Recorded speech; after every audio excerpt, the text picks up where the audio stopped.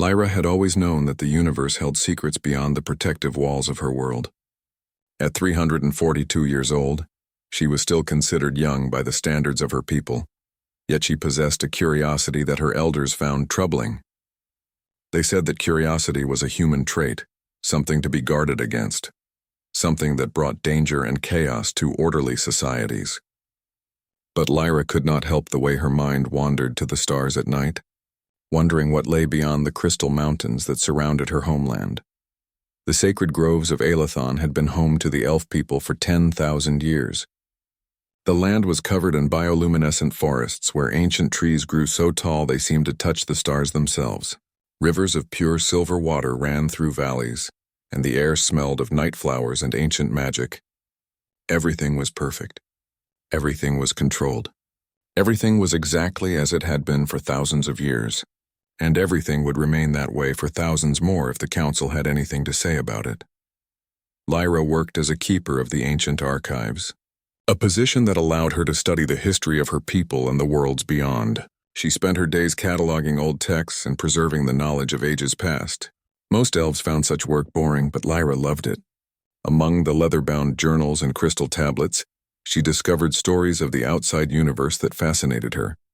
She read about human explorers and their strange machines. She learned about their short lives and their burning desire to accomplish as much as possible before their time ended. She found their approach to existence both frightening and captivating. Her father, Aldrin, was a member of the Council of Elders. He represented the traditional view that outsiders were dangerous and should be avoided at all costs. He spent many evenings warning Lyra about the foolishness of her interests. He would sit in the Grand Hall and speak of wars that had occurred on distant worlds, of civilizations destroyed by their own technologies, of humans specifically who were violent and unpredictable. He wanted Lyra to forget about the outside world and focus instead on the simple pleasures of elf society. He wanted her to find a suitable mate, build a home in one of the protected cities, and live a long and unremarkable life like all proper elves were meant to do. But Lyra could not shake her curiosity. On the night everything changed, Lyra had gone to her favorite spot in the groves to meditate beneath the ancient star tree. This tree had stood for 15,000 years, and its branches seemed to hold the memories of all the ages it had witnessed. The tree was located in a remote part of the forest, far from the main settlements and the watchful eyes of the council. Lyra often came here to think and to dream of worlds she would never see. She had been sitting with her eyes closed, her silver wings folded gently against her back, when the first explosion rocked the earth. The sound was unlike anything she had ever heard. It was not the soft rumble of thunder or the gentle shake of earth magic. This was violent and harsh and wrong. Lyra's eyes snapped open and she felt a wave of fear wash through her like cold water. For a moment she remained frozen, unsure of what to do. The council's teaching said that when danger came, elves should retreat to the protected cities and let the magical shields guard them. The council also said that any outsider who entered their lands should be reported immediately to the authorities. They said that interfering with the council's decisions was a betrayal of all elf kind.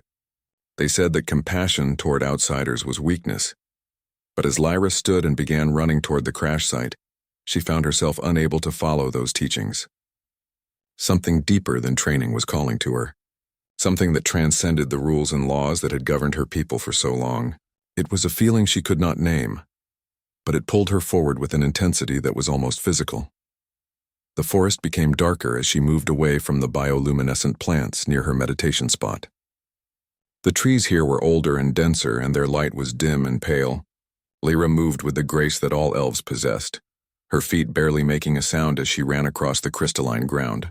Smoke began to fill the air, and she could see an orange glow in the distance, the light of fire and destruction. When she reached the crash site, the scene before her was one of complete devastation. A massive ship, twisted and broken, lay half buried in a crater of smoking sand and melted crystal. Metal debris was scattered across the landscape like the bones of some great dead creature. She could see bodies lying motionless on the ground. She could hear the sounds of injured people crying out in pain, and she could smell death. That particular scent that came when life ended violently. Lyra's first instinct was to turn and run. Her people had no training in dealing with such things. They were not warriors or healers of outsiders. They were scholars and artists and keepers of ancient wisdom. They were not meant for this kind of chaos and suffering. But then she heard a voice. It was weak and barely audible above the sound of the fires that still burned in parts of the ship. Someone was calling for help. Someone was still alive in there. Lyra moved through the wreckage, stepping carefully over bodies and twisted metal. She used her elf strength to push aside a large beam that would have required 5 human workers to move. And that was when she found her, half-trapped beneath another piece of metal. A human woman with dark skin and short dark hair matted with blood. The woman's eyes were barely open, and she was losing blood rapidly from a long cut on her left side. Her uniform bore the insignia of the Terran Exploration Corps, and her name tag read Captain Claire Washington. Lyra would later learn that this was the single most important moment of her life, though she could not possibly have known it at that time. Without thinking further, Lyra lifted the beam and cast it aside. She carefully gathered the wounded captain in her arms, cradling her as if she were made of glass. The woman was heavier than Lyra expected, solid and warm, and for a moment the elf warrior felt doubt. Could she really do this? Could she really help this stranger? Could she really defy everything her people believed and risk the anger of the council? The answer came from within her, swift and certain. Yes, she could. She would.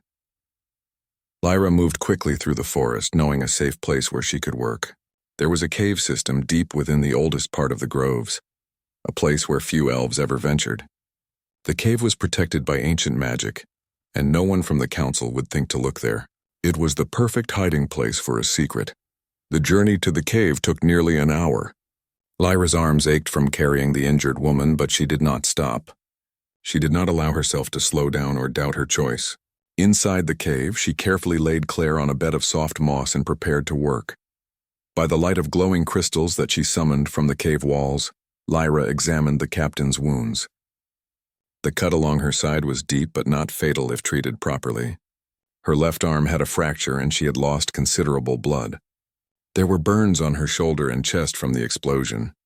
Lyra had studied healing in the archives, learning the old methods that had been used before her people developed magical medicine. She gathered the materials she needed: fresh water, healing herbs, bandages made from moonflower silk, and a special salve made from the nectar of night-blooming flowers. She worked through the entire night, stopping only when she was certain that Claire's wounds were as clean and well-treated as she could make them. As dawn approached, the captain's fever began to break and her breathing became more steady and regular.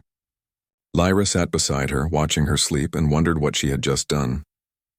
She had crossed a line that could never be uncrossed.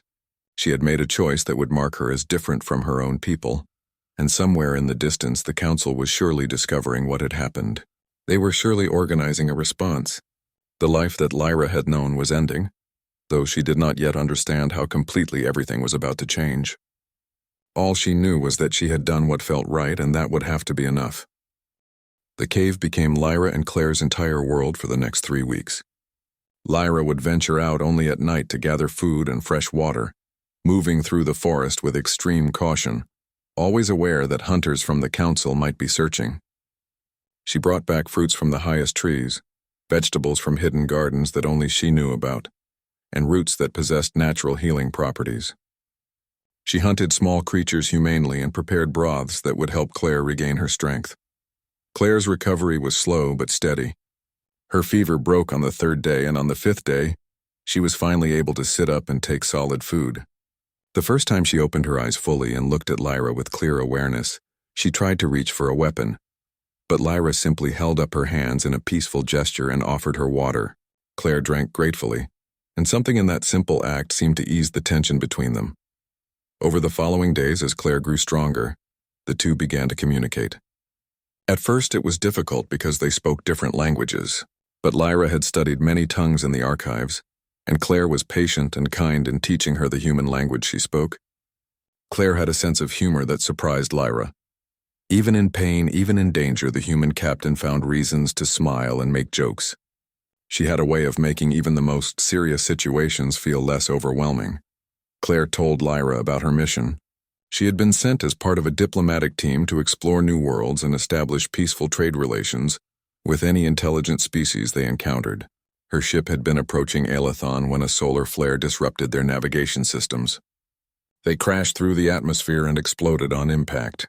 She was the only member of her crew who had survived, and she had assumed she was about to die alone on an alien world. She told Lyra about Earth, the planet where humans originated. She described oceans and mountains, cities with millions of inhabitants, art and music, and something called literature. She talked about her family, about her mother who had wanted her to pursue a safer career, about her younger brother who had always encouraged her to follow her dreams.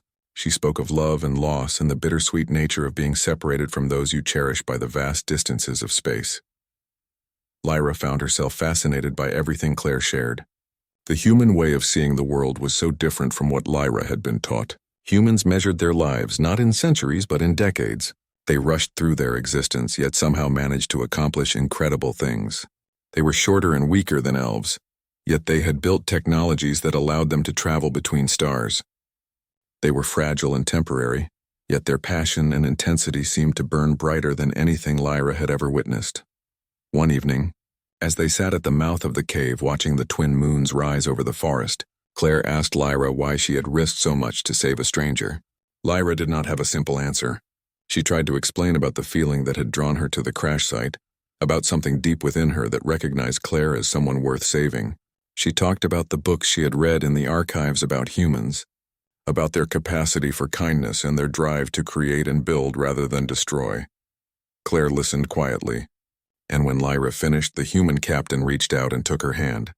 It was a simple gesture, but it communicated something that words could not.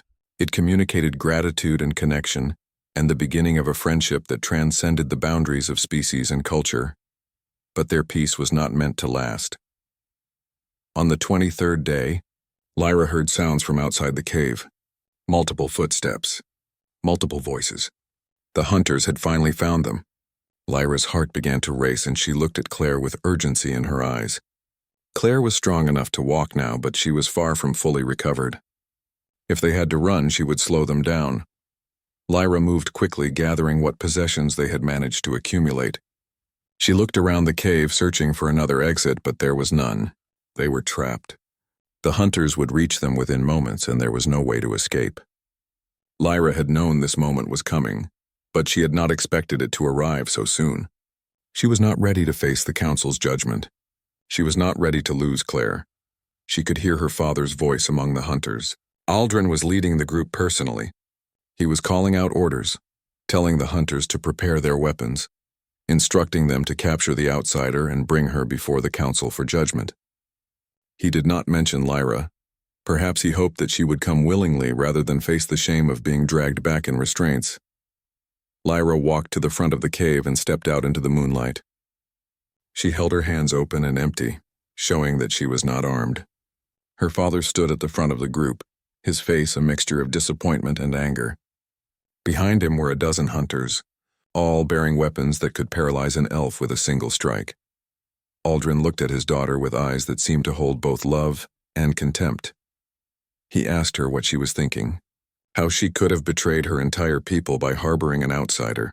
He told her that her actions had brought shame upon their entire family, and that she would face judgment for her crimes.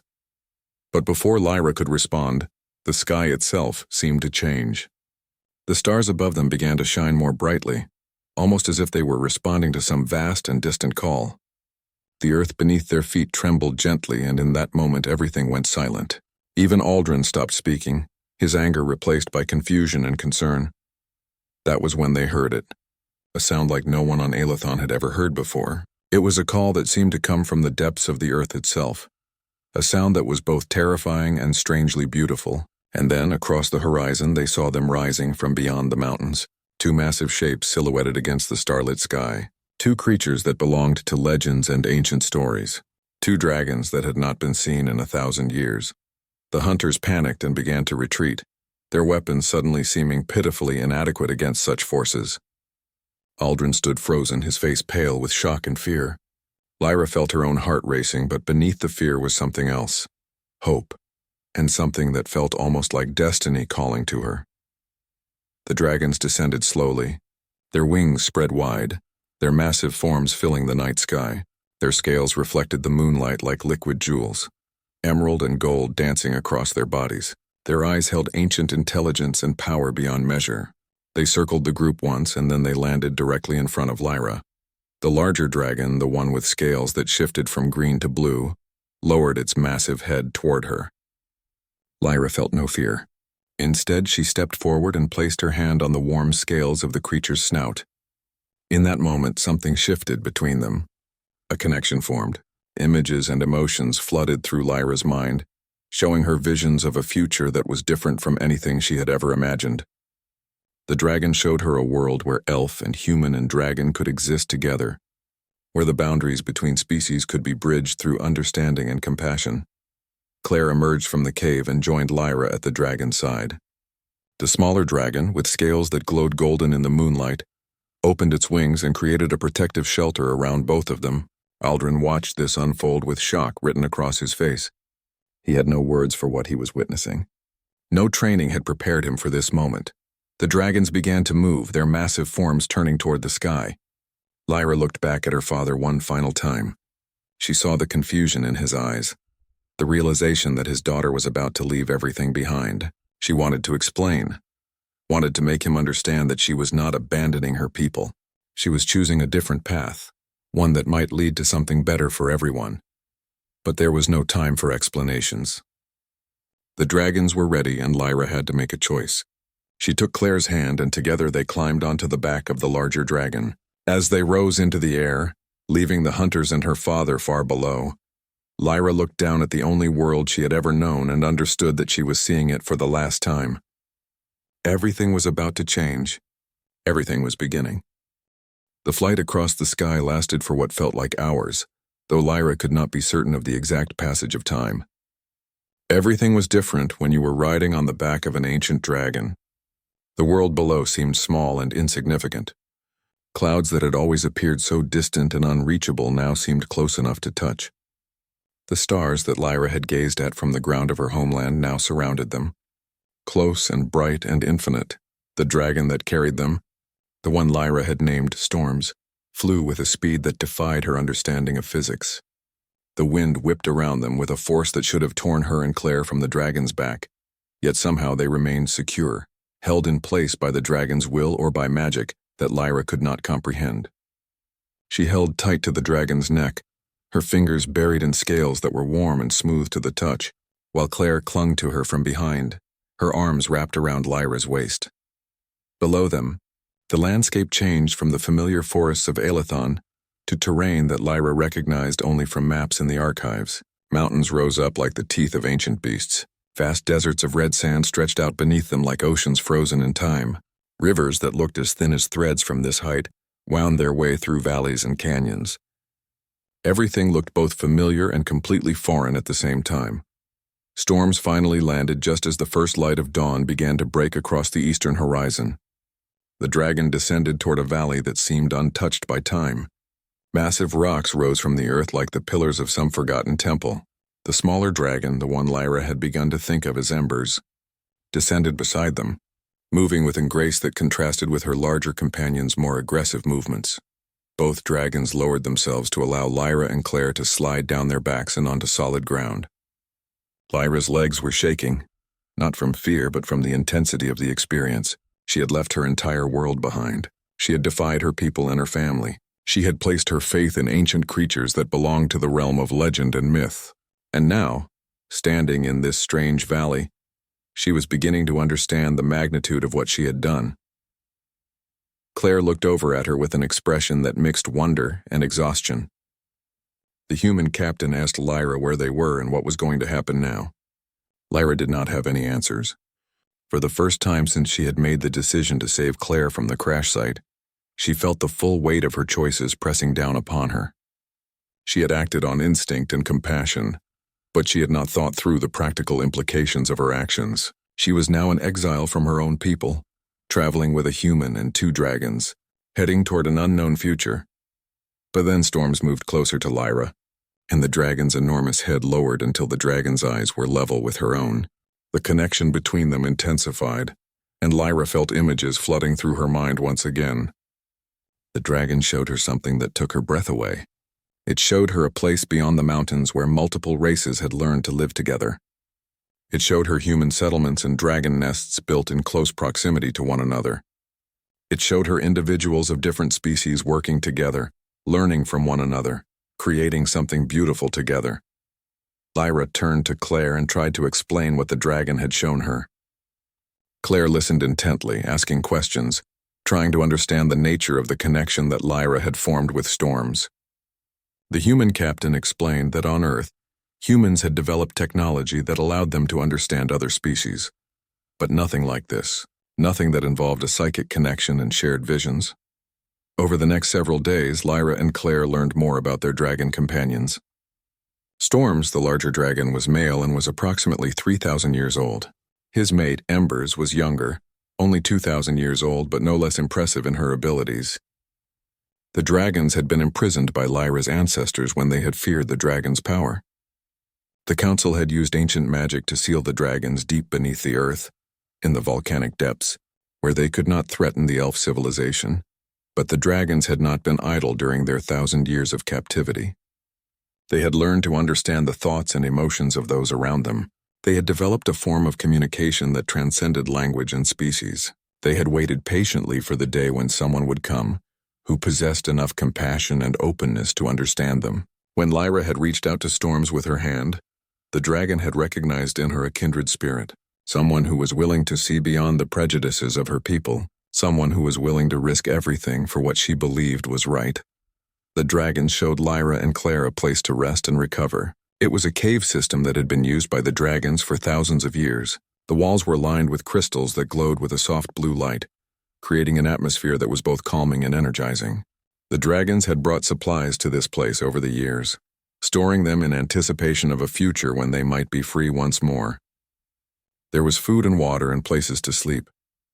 As Lyra and Claire settled into their new shelter, Claire began to tell Lyra about the Interspecies Alliance. She explained that there were other species in the galaxy who had overcome similar prejudices and fears. She talked about the Keithians, a race of beings who were primarily telepathic and had initially been feared by humans. She spoke of the Marcos, a species that had been portrayed as violent and dangerous until humans and Marcos had worked together against a common threat. She described how understanding and cooperation had transformed ancient enemies into steadfast allies. Lyra listened to all of this and began to see a larger vision of what might be possible.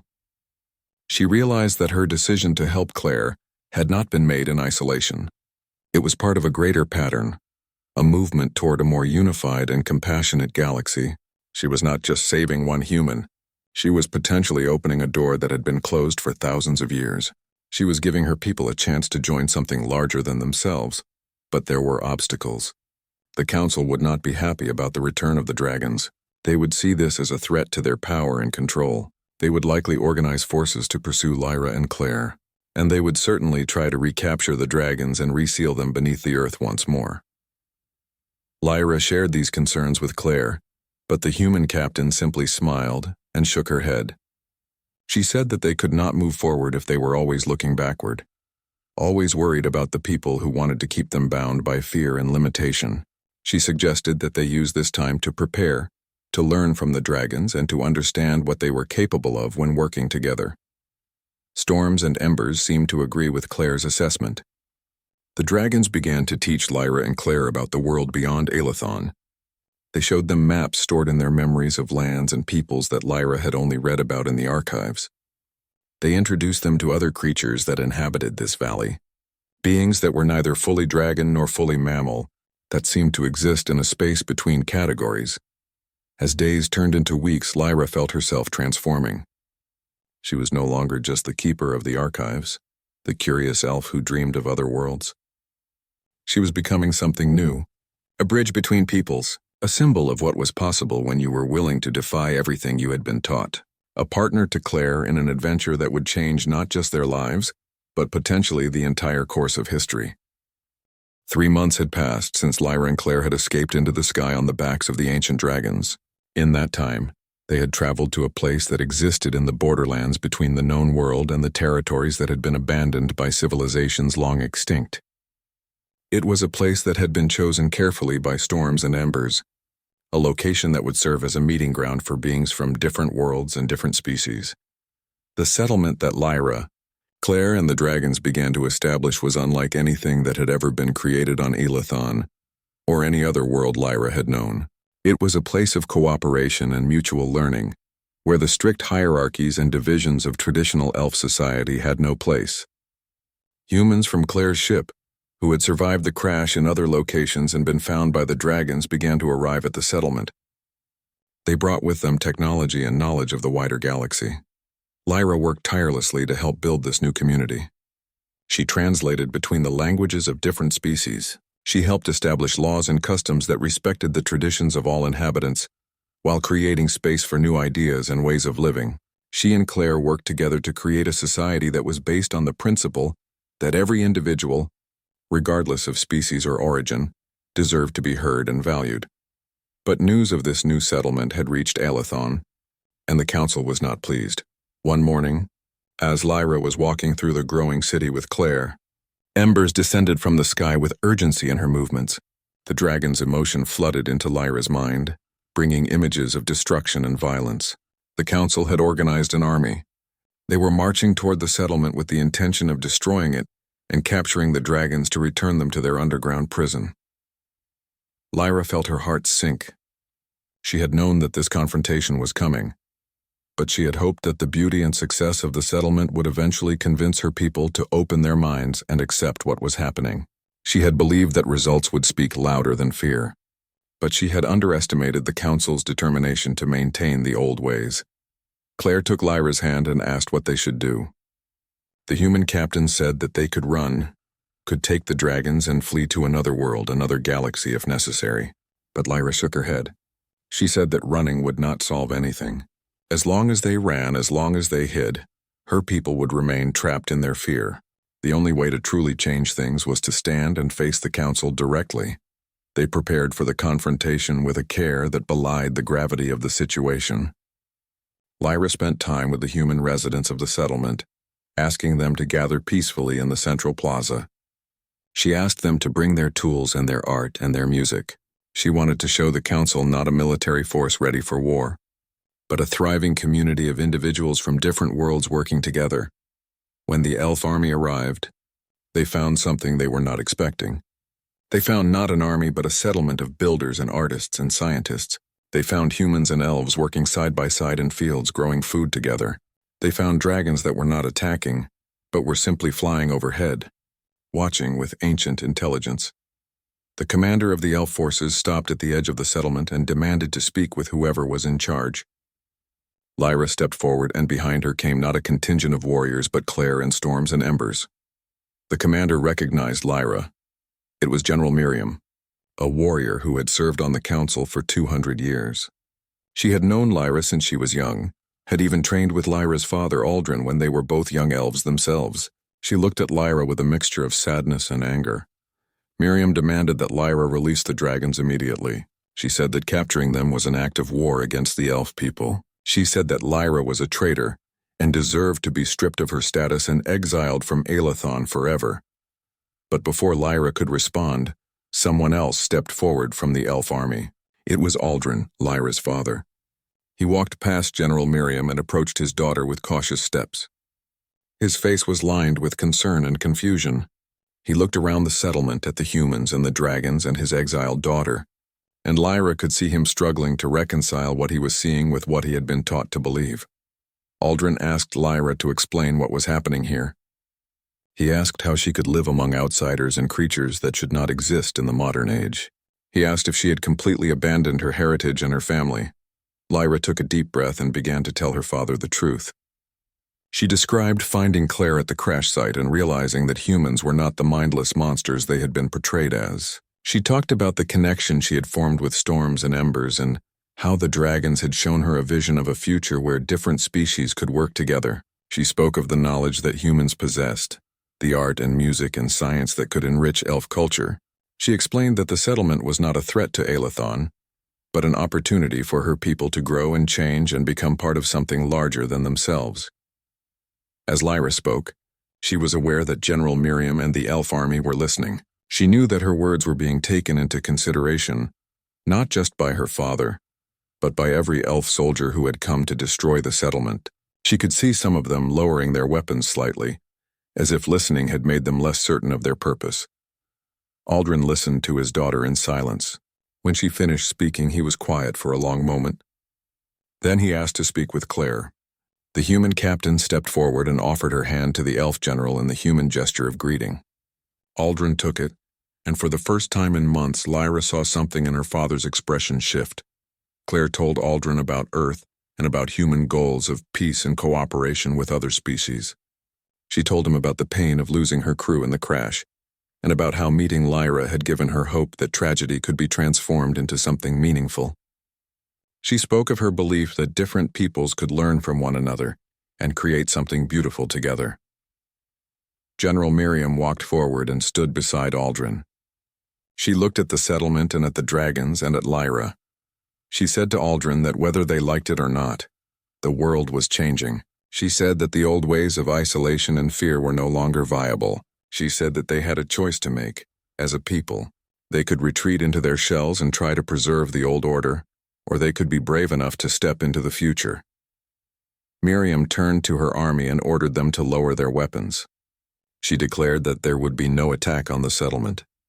Instead, she said, they would return to Elathon and present the council with a report of what they had witnessed. She said that the people of Elathon deserved to see for themselves what was being built here before making any decisions about how to respond. As the elf army began to retreat, Aldrin embraced his daughter. He told her that he did not fully understand what she was doing, but he was proud of her courage. He said that perhaps change was necessary and that perhaps he had been wrong to discourage her curiosity for so many years. Lyra felt tears streaming down her face as she held her father. She realized that this moment represented a turning point, not just in her personal life, but in the relationship between the elf people and the outside universe. The journey toward understanding and cooperation had begun, and though there would be many challenges ahead, there was now hope where before there had been only fear. 1 year had passed since the day when the elf army had come to destroy the settlement, and instead had witnessed something that changed their understanding of what was possible. The settlement had grown substantially in that time. What had once been a small camp of refugees and exiles had become a thriving city, bustling with activity and innovation. The Council of Elathon had sent representatives to visit and observe what was being built at the settlement. They had sent scholars and artists and military strategists to document everything and report back to the full council. Many of them had been skeptical at first, but after spending time in the community, most had begun to recognize the value of what Lyra and Claire had created. The settlement was now home to over 10,000 inhabitants. Besides the humans and elves, there were other species that had been drawn to the place where different beings could work together without fear or prejudice. There were the Vethians, a race of beings with telepathic abilities who had been refugees from their own world. There were the Marcos, tall and strong, who had been welcomed with open arms despite their fearsome appearance. There were even some younger dragons who had chosen to stay in the settlement after their parents, Storms and Embers, had gone back to help other dragon colonies understand what was happening in the world. Lyra had established the Institute of Understanding, a center for learning where individuals from different species could study together and share knowledge. Humans taught elf children about science and mathematics and the history of Earth. Elves taught humans their ancient wisdom and their connection to the natural world. The Vethians helped different species learn to communicate more effectively by bridging telepathic and spoken language barriers. The Marcos contributed their understanding of agricultural science and their methods of sustainable resource management. Claire had taken on the role of ambassador to the wider galaxy. She used the ship that had been salvaged from the crash to send messages to human colonies and to the Interspecies Alliance. She told them about the settlement and about the experiment in cross-cultural cooperation that was taking place on Elathon and in its borderlands. She invited explorers and scientists from other worlds to visit and to contribute their knowledge and expertise. But the settlement faced challenges that were not always visible to outside observers. There were moments when different cultures clashed. There were times when individuals from different species did not understand one another's customs and unintentionally caused offense. There were difficult moments when the old prejudices and fears began to resurface. Particular challenge came when a group of conservative elf elders from Elathon demanded that the dragons be returned to their imprisonment. They said that dragons were too dangerous to be allowed to roam free. They said that allowing dragons to interact with other species was a recipe for disaster. They brought evidence from ancient texts that described wars in which dragons had destroyed entire civilizations. Lyra was devastated by this opposition, but Claire encouraged her to face the challenge head-on. The human captain suggested that Lyra invite the conservative elders to the settlement and allow them to spend time with the dragons. She suggested that personal experience and relationship might be more powerful than ancient fear. The elders accepted the invitation, though some came reluctantly. Lyra arranged for them to meet with Storms and Embers under conditions that would be safe and controlled. She prepared the dragons to be gentle and to communicate their peaceful intentions. She gathered all the young dragons at the settlement and arranged for the elders to see them playing together with young humans and members of other species. By the end of their visit, the conservative elders had changed their minds. They could not deny what they had witnessed. The dragons were not monsters or weapons. They were individuals with their own personalities and their own desires for peace and cooperation. The dragons had shown no aggression, only patience and a genuine interest in understanding the elves who had imprisoned them for so long. When the delegation returned to Aelathon with their report, the council was forced to reconsider its position. The pressure from within elf society to maintain isolationist policies began to ease. Young elves, inspired by Lyra's example, began to journey to the settlement to study and to work. Some chose to stay and build their lives there. Others returned to Aelathon and worked to convince their families and communities to embrace the changes that were happening. Gradually, Aelathon began to transform. The council remained in power, but its policies shifted. Instead of forbidding contact with outsiders, they began to establish official trade routes and cultural exchange programs. Elf merchants began to travel to human worlds and to bring back new goods and ideas. Human scholars arrived in Aelathon to study elf history and magic. Dragons were no longer considered creatures to be feared, but allies and teachers. 5 years after that first day when Lyra had pulled Claire from the wreckage of the crashed ship, the entire face of the known galaxy had begun to change. The settlement had grown so large that it was now recognized as an official city by the Interspecies Alliance.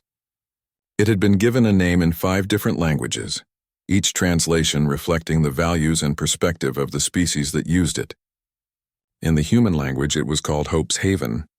In the elf tongue, it was known as the City of New Dawn. The dragons called it simply the Gathering Place. Lyra often stood at the highest point in the city and looked out over the landscape. She could see human settlements with their distinctive architecture, mixing with elf dwellings that seemed to grow organically from the land. She could see dragons flying overhead, some carrying passengers from different species on their backs. She could see buildings that combined human technology with elf aesthetics and dragon engineering. She thought about that night when she had heard the explosion in the forest and had made the choice to investigate. She thought about how one moment of compassion had rippled outward and touched the lives of millions. She thought about her father, Aldrin, who had eventually left the council to join the settlement full-time. She thought about Claire, who had become not just her friend but her partner in building this new world. One evening, as Lyra and Claire stood together watching the sunset paint the sky in shades of gold and purple, Claire asked Lyra if she had any regrets about the choice she had made that night. Did she ever wish that she had simply retreated into the cave and let the hunters take her and the human captain? Lyra looked at her friend and shook her head. She said that she could not imagine any outcome more beautiful than what they had created together. She said that there were still problems and challenges to overcome, but now those challenges were being faced by a community that spanned multiple species and multiple worlds. Claire smiled and took Lyra's hand. She said that on Earth, there was an old saying that the future belonged to those who believed in the beauty of their dreams. She said that Lyra had shown her that dream and had had the courage to make it real. As darkness fell and the stars began to emerge, Lyra and Claire stood together silently, watching their city come to life with the lights of its inhabitants going about their evening activities. In the distance, they could hear music being played, a combination of human instruments and elf wind chimes and the low resonant tones that dragons produced. It was not always perfect. Different cultures still struggled to understand one another sometimes. But it was real and it was beautiful and it was alive. Lyra realized that this was what courage really meant. Not the absence of fear or doubt, but the willingness to act despite those feelings. It meant being willing to see the good in others even when your entire culture had taught you to fear them. It meant trusting that the future could be different from the past. It meant believing that change was possible and being brave enough to make that change real. She had come far from the girl who had spent her days cataloging ancient texts in the archives. She had become something new, something that no elf had been before. She had become a bridge between worlds, a symbol of what was possible when individuals were willing to see past their differences and find common ground. And looking out over her city, over the home she had helped to build with beings from every corner of the galaxy, Lyra knew that this was only the beginning. There were still so many challenges to overcome, so many misunderstandings to resolve, so many new connections yet to be made. But for the first time in her long life, she felt truly hopeful about the future. She felt like she was exactly where she needed to be, doing exactly what she was meant to do.